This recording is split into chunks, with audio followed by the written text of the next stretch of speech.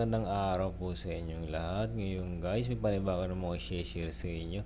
Alam nyo ba guys, si Mini Dynamo kayang pailawin si LED light. Ngayon guys, panoorin nyo kung paano gawin. Meron tayong bulb socket. Meron tayong LED light. 5 watts. 3 watts pala to.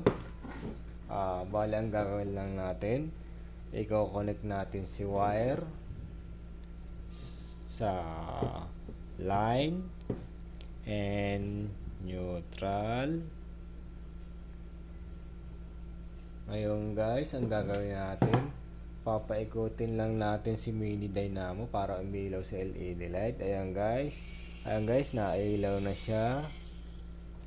Pwede nyo siyang gamitin habang naglalakad sa farm o sa bukid para meron kayong panandaliang ilaw.